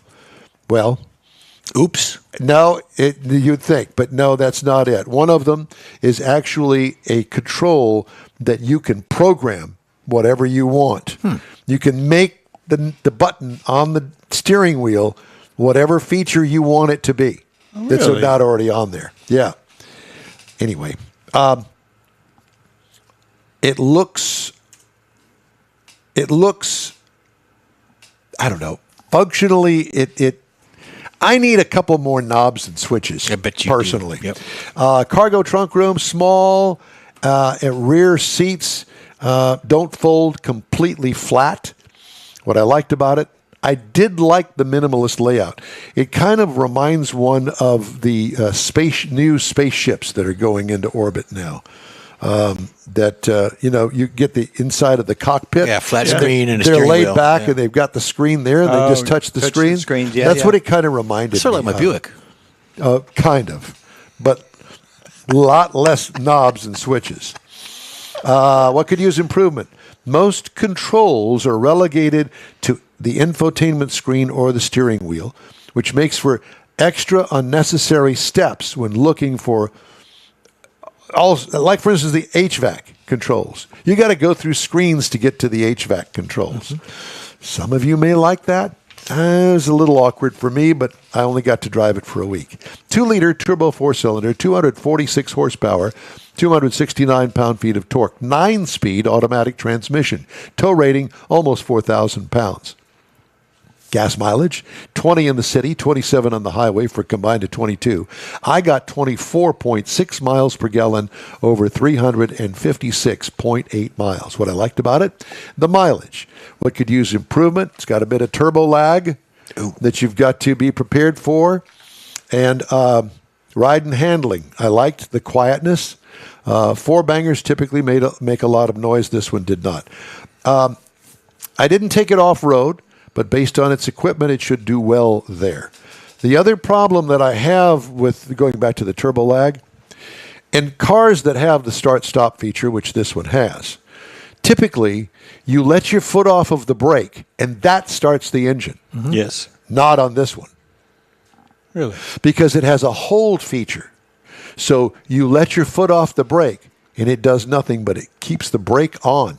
The hill hold. Well, they don't call it that. The hill hold or descent control. They don't call it that. Okay? So if you're stopped, let's say, for instance, at a stop sign, right? And you're ready to go, and cars are going back and forth, and you need to get across that intersection. You let your foot off the brake, and the engine doesn't start until you hit the accelerator pedal. That's an added delay there that I found frightening, actually, because in this city with all the traffic that we have, when there's a hole, go, yeah. When there's a hole to get across the traffic, you jump on it. So the way I did it was, I let my foot off the brake and then put my left foot on the brake, touched the accelerator pedal. Now the engine's running. I'm ready to go. It's like a drag strip. Well, you're right? you're a left foot breaker anyway. I am, but still, you got to get used to it, even if you're a left 2 foot. Yeah. They call that line lock. Well, Pretty much. Yeah, but usually if you got a line lock, you got a button. Yeah. Well, your button is the pedal. Yeah, it's weird. It's different. Yeah, I don't know. All right, so base trim price $54,900. Price is tested $61,765. This is for a Land Rover Evoque. Base model price $49,900, which competes with the BMW X1 for $40,500, the Acura RDX for $44,700, and the Genesis GV70 for $46,200. It's different. But I tell people all the time, hey, you're talking American, German, Asian, Sweden, they all have their own little niche thing that they do. The cars are different, they drive differently, they feel differently, and they work differently. So keep that in mind if you're one of those kind of people that likes to shop around and maybe have a different car every year, and I think I'm going to go Swedish this time. Okay. Meatballs. Meatballs. Eating who? That's it. Oof, don't you know? Hey, if you'd like to get in touch with us, shoot us an email. Please The address get in touch with us. Please is inwheeltime.com. Call us. Back after this. Pro-Am Auto Accessories has been serving Houston's auto enthusiasts since 1984, providing world-class products for sports cars, European sedans, and American muscle. Pro-Am is known as the place to go to find exclusive and hard-to-find parts and accessories. Pro-Am is one of the very first distributors in the USA for brands such as Recaro, Redline, Momo, Corbo, and Simpson. Located in the heart of Houston's premier retail and service corridor, the Galleria area, Pro-Am's walk-in storefront includes an 8,000 square foot warehouse, showroom, and installation bays. Pro-Am not only sells parts and accessories, but also offers installation and service. Pro-Am is now reaching a worldwide audience through Pro-Am.com, taking its local reputation to the rest of the world. At Pro-Am Auto, you'll be dealing with a small group of professionals who truly want to help you with your automotive needs. If you don't see what you're looking for on the website, call and Pro-Am will lend you a hand. Pro-Am Auto, 6125 Richmond at Green Ridge in Houston's Galleria area. Call them at 713-781-7755. From the open roads to the open waters, your adventure starts at the Houston Automotive Show at NRG Center. One ticket, two shows. Check out top cars, trucks, sport boats, fishing boats, and more. New designs, new technology, and everything in between. Spectacular experiences, amazing fun. There's something for everyone. Get your friends, get your family, and get your tickets now. The Houston Automotive Show, making waves and fueling adventures.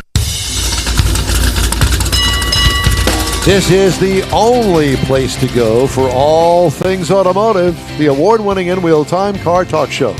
We check in with our Globetrotters, the Lilienthal's, to see what they're up to. Later, Jeff has the racing calendar, Mars has This Week in Auto History, and I'll get you caught up on the stories making automotive news headlines this week. Howdy, along with Mike Out of This World Mars down there. We always need more Jeff Zekin here. Our chief engineer, David Ainsley, over there, here. And I'm Don Armstrong. Glad you could join us.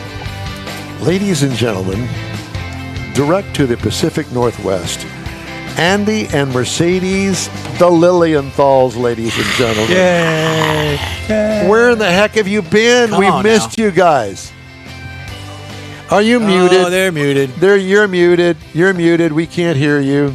No, they're not muted. They're not muted. We can't hear you. Why can't we hear you? Mars? Is this your problem, Mars? Uh-oh. I got the Zoom potted all the way up here. There's no reason why we can't hear them. And we're going to have a There is redo. a reason, but just not sure what it is. Okay, well, that's good. All right, so we're going to pause them while Mr. Mars works on this. And in the meantime and in between time, we will... Plug this back in. oh, wait a minute. Now I can hear you. Okay. Okay.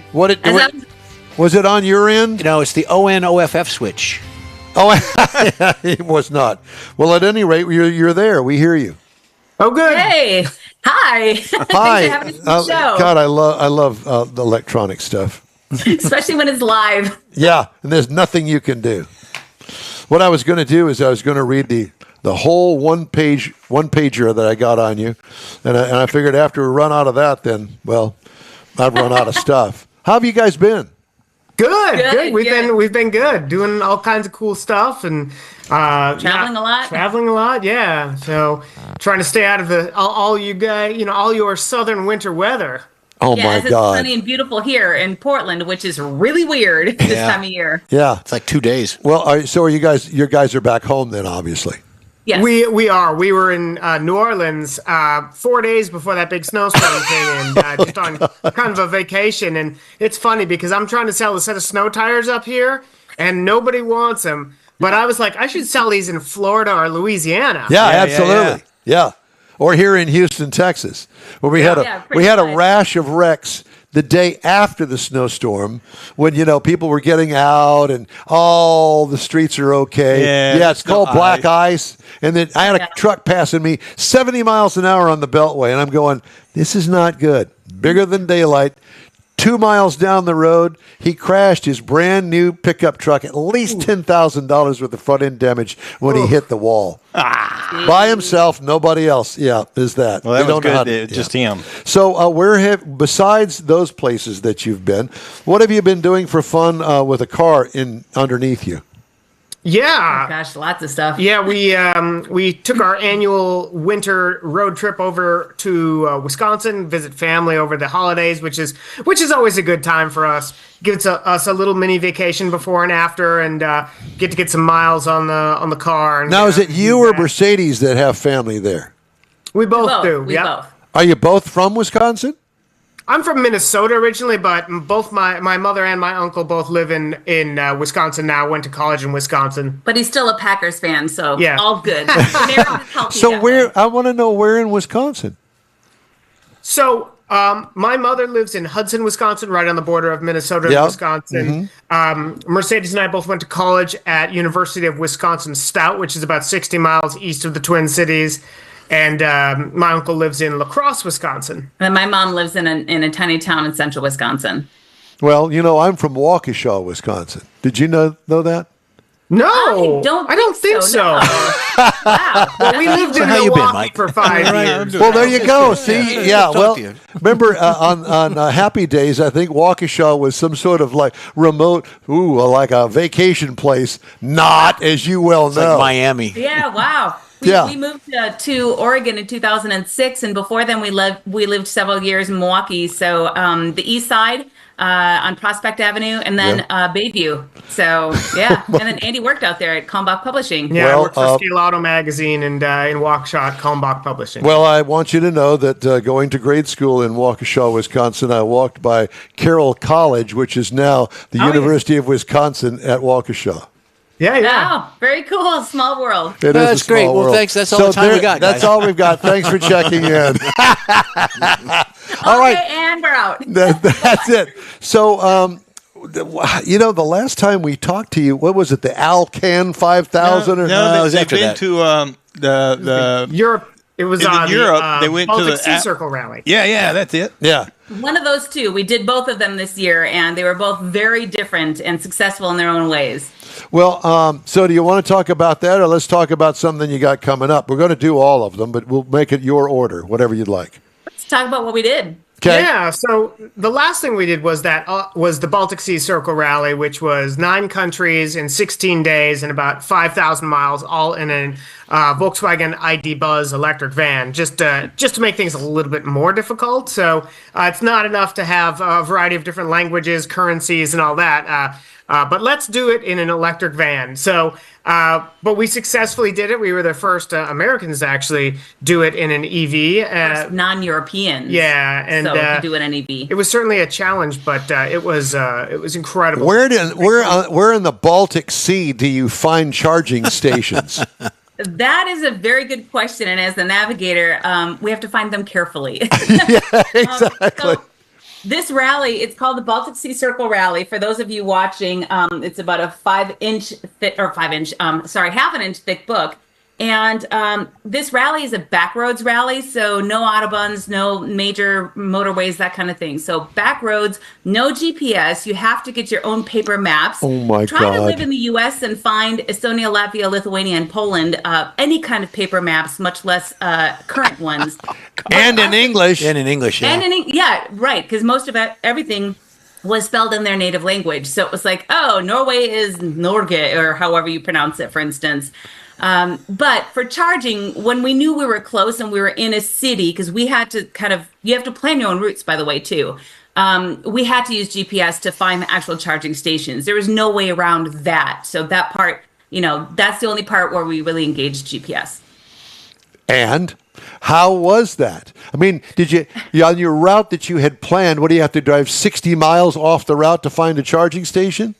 No, the routes we usually planned were around to get to charging stations. So kind of like, unlike maybe some of the people in gas or diesel vehicles who could kind of go whichever way they decided, we were sort of tied to like, okay, we've got to get to this town because it has 2 charging stations. And that's one thing that we did was we made sure we went to places usually that had at least 2 options for fast charging. A couple of times, one time, for example, and this was one of these things where we should have verified it, was we drove to the highest point you can drive, or excuse me, the farthest north you can drive in Europe, which, All of Europe. which is the top of Norway called Nordkap or North Cape.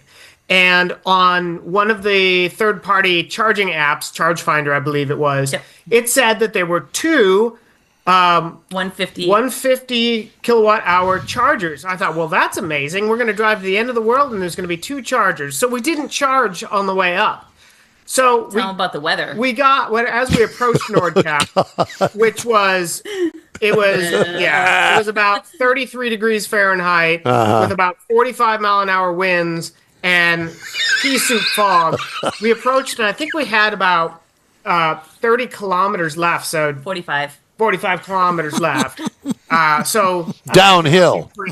how many freedom units that is, but it's something Little, like very little. You think it went up 20 50? miles left. And I pulled up to pay our entrance. There's a little hut. And I said, "Where's the charger? Where are the chargers?" And she looked at me and said, "I don't know what you mean." I said, "The Car EV chargers?" chargers? And she says, "I don't think we have EV chargers here." Oh, And I God. thought, "Oh no, I mean like the needle went off the record, you know?" And so we marched inside, and I mean it was a march due to this weather. We couldn't find anything. We couldn't even see the tour center that was there, And- much less the globe sculpture that was at the end before.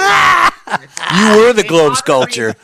A moderately helpful person in the inside who told us we couldn't come inside because we apparently hadn't paid enough money to come inside. She said there was a charger on a hut in the parking lot. And again, we can see about 10 feet in front of us. That's about as far as we could see.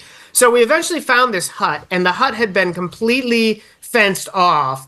And there was an old Tesla wall charger It was that 11 was watt. unavailable to 11 us. And we thought, oh boy, But maybe we have to stay there for 24 hours if we're even to get any kind of charge. At if 11 that was- kilowatts an if hour. that was accessible. So we thought, well, maybe this is the time. Maybe this is going to be the first time we actually run out of juice on this thing. And so, What you have to realize, if I may interject for a second, there's no help if we run out of juice, right? You can't just get a gas can and or petrol, or diesel can and fill us up. We have to be towed somewhere. right. So we played it extremely conservatively. Luckily, we were at elevation at Nordkap, and we were able to do a lot of coasting and used the Volkswagen ID Buzz's regenerative braking Which to is their B mode. feed back some clicks to the odometer, and we made it down to the next town with a fast charger, which I believe was Honesvag. Yep. And they had a fast charger, and we coasted in, and we actually added miles to the odometer because of all that regenerative I think braking. we added about 14 or 15 kilometers back on, and that saved our butts. And by the time we got down there, we were in single digits as far as percentage left. So does the car have a neutral that you put it in neutral and just use the brake while the car is actually on? So it has a regenerative braking mode. So Tell them when about you the D mode or B mode. so you have D drive, and then you have B, which is as in boy, which is the regenerative braking mode. And so when we would go down these hills, I'd put it in the B mode, and it would regeneratively brake as we went down the hill without touching the brake pedal. So it helped to feed some of that back, and yeah, we got lucky and played it. All Like I right, said, so played- here's the real question that's on everyone's mind. How many fights did you have between you two on the road? During the rally, we had two pretty good ones. That's all in the spirit of rally, right? Whether it's a time, speed, distance, precision rally, or this one where you make your own route. It's all back roads. It's complete different languages and currencies, as Andy said, and you have to make your own sleeping accommodations. Oh, my God. We have a sleeping platform and a cook setup called a kukuk. It's essentially a kukuk. What was it? QUQUQ. Yes. I can't remember the exact name. I think it's the Bus Box 4, specifically made for the ID Buzz. That's a German-made company. So we were able to sleep within our van. And for instance, in Scandinavia, they have, what is it called? It's called Right to Roam, where it allows you to camp anywhere you want. So there's no- I have to ask you now. So when you have this fight, Mercedes, does he get to sleep outside? I wanted him to. Yeah. That's what happens. It can be a challenge no matter if you're, no matter what type of team you have, right? If you're, father, son, if you're friends, if you're partners, any of those types of things. rally can be pretty stressful. But the thing is you might be mad at the situation. You just have to stay surgical in the fact that you're not really mad at each other, or try your best to not be.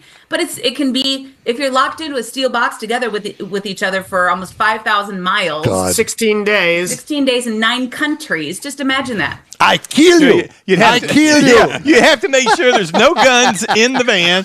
Nobody brings a gun. And you got to So- pee. Luckily, we did have a spare tent in case I did need to get kicked out. So, In all fun, we did really well. I mean, a lot of it was communication. A lot of it was, trying to pre-plan and allow each other forgiveness because this one didn't have a designated route. There was a tracking app through a program called Find the Penguins, where people can see all the rest of the teams. And it was nuts because the first day or two were like, we started really early, knowing that when we stopped to charge, everybody else would start adding their mileage against us and come up, next to us and pass us. So we would wake up really early, like 4 or 5 in the morning, and we'd pass all of everybody else that's already sleeping. And then we'd stop somewhere for coffee and a charge, and they'd wave and honk and say hey as they were headed past. But with this app, after the first day or two, trying to figure out how back roads are back roads. Like, we were on some farm roads where you could barely get a tractor down, and there was grass that was growing in the middle of the median. Livestock laying in the road. I think we're supposed to even be on this road. It's not on the map. I'm sweating bullets. But we quickly realized that there were people that were like, 500 kilometers ahead, way off in this, country or there. Some people dived or dove into Sweden, for instance, for a good bit, or up, wherever else. It was like, holy cow. And then there are people that just said, okay, I'm just going to beeline it all the way up to Nordkap, and they were a day ahead of everybody else. So we quickly realized, you really plan your own route and make it work. You just have to show up within an hour and a half time within the 16th day in Hamburg at the fish market. Oh, my God. So you guys volunteer for this? You know what I'm thinking? I'm thinking that you are going to be, the both of you as a couple, couples therapy 101 class. I'll tell you everything not to do. But You know what? When we went on our honeymoon 100 years ago, we rented a tandem bicycle. Oh, gosh. And it requires communication. So the joke was, like, if you ever need couples therapy, rent a tandem bicycle or a tandem kayak. But I like your idea of, like, we're going to lock you in a car for 16 days and send you on your way, and you got to figure it out. Oh, the my best God. part of the whole entire Baltic Sea Circle Rally, that was our 20-year wedding anniversary gift to each other, willingly. God almighty. I think I would never raise my hand for Do that. do you know what the best part of that 20 years was? 21 years ago. Well, I'll tell you what, it definitely requires you to communicate and make sure. I guess you could stay mad the whole time, but it would be pretty miserable. So. No. I mean, it you learn every time you travel, period, especially international travel. We learn what to do, what not to do, and we take those lessons if we disagree on something or if we have a spat.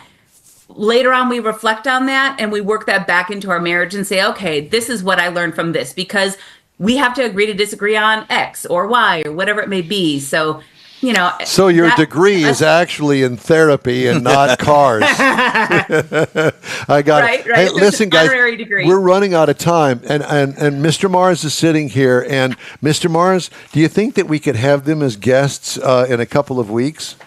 That's going to depend on. They're hard to nail down. I know that they are. You guys, where are you guys going to be in 2 weeks from today? Oh, we'll have to look. We're actually doing a rally up in Canada starting the 1st of February called Thunderbird. So it's apparently going to be a very snowy rally. So, 2 weeks we'll. I think we've got another. We'll get back to you. We'll get back to you. All right. Day-long rally, but because we'll this is find time. because we've gone too long without speaking to you, so we've got to play catch up here. So we're going to do that as soon as you guys can do that, because we want to talk to you some more. We'll have our people Sounds call your great. people. Yeah. Okay. Yeah. Well, we love you both. Thank you so much for joining us today. Y'all take care. Be safe out there and stay in touch. You too. Will do. Thanks for having us. Thank y'all. All right, the In Wheel Time Car Talk Show is available 24/7 through the In Wheel Time Odyssey radio apps. Download them to your phone. And don't forget, we video stream this program on Facebook, YouTube, and InWheelTime.com. Podcasts available everywhere, including SiriusXM. Just ahead, Jeff has his racing calendar. Mars has This Week in Auto History and more auto news headlines. We are back in a flash. The Tex-Mex dining experience is defined by Lupi Tortilla, your destination for Texas's best beef fajitas and frozen margaritas. Since 1983, Lupi Tortilla has served authentic and time-tested recipes made with the freshest ingredients. Atmosphere is part of the award-winning experience at Lupi Tortilla, all developed in a little house near Highway 6 and I-10 in West Houston. Visit any of the Lupi Tortillas and you'll see the same attention to detail in each and every location. Start your Lupi experience with queso flammeado and guacamole, along with a classic frozen margarita. Dine on famous Lupi beef and chicken fajitas, or pepper shrimp brochette, or a fish or vegetarian entree, and finish with a scrumptious flan for dessert. Find Lupi Tortilla in Houston, College Station, Beaumont, Austin, San Antonio, and Dallas-Fort Worth. There's a Texas location near you. The recipes are authentic and time-tested. The ingredients always fresh. Lupi Tortilla, he's pretty good. You own a car you love. Well, why not let Gulf Coast Auto Shield protect it? Houstonian John Gray invites you to his state-of-the-art facility to introduce you to his specialist team of auto enthusiasts. We promise you'll be impressed. Whether you're looking to massage your original paint to a like-new appearance, apply a ceramic coating, install a paint protection film, nano-ceramic window tint, or new windshield protection called ExoShield, Gulf Coast Auto Shield is where Houston's car people go. Curbed your wheels? Instead of buying new, why not have them repaired? How about a professionally installed radar detector? Gulf Coast Auto Shield does that too. Get a peek inside the shop and look at the services offered by getting online and heading to gcautoshield.com. Better yet, stop by their facility at 11275 South Sam Houston Tollway, just south of the Southwest Freeway, and get a personal tour. Gulf Coast Auto Shield is your place to go for all things exterior. Call them today, 832-930-5655 or gcautoshield.com. Hey, welcome back to the In Wheel Time Car Talk Show. Let's do the racing calendar, sponsored by Texas Muscle Car Club Challenge. You Jeffrey? bet. February 2nd, next Sunday, is the Clash Bowman Gray. That's NASCAR stuff going on. And, of course, the 16th is the actual Daytona 500. Is that at Bowman Gray Stadium? I believe so, Wow. yes. And then you got the 16th is the actual 500. And I guess the 500 is actually losing interest with some of the fans out there. They're having problems getting traction on it for NASCAR, but that's NASCAR overall. And then you got coming up another month, and then we got the NHRA Gator Nationals in Gainesville Raceway that's coming up there. Soapbox Derby, you got February 8th in 2 weeks. Florida Soapbox Derby February practice that is in North Florida. So if you're out there, go ahead and do that. FIA Formula E Racing got February 13th and 15th in Saudi Arabia. So you got Formula E open wheel with electric. And then you've got March 14th through the 16th. You've got demolition derbies at the FI Tech Fuel Injection Spring Nationals presented by Grundy Insurance in Scottsdale, Arizona. So that's coming up as well at demolition derby time. Okay. Time now for this week's auto history, and Mr. Mars has that. Yeah, do.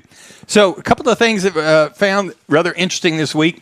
In 1915, the first geared differential in an automotive drivetrain was patented in the United States. You know, this is something that you don't think about too much because it's just there and it does its job. But it's a crucial component that allows the drive wheels of the vehicle to rotate at different speeds, which is essential for smoother turning. Yeah. Before this innovation, early vehicles, they had a simpler system, but it struggled with getting the power around.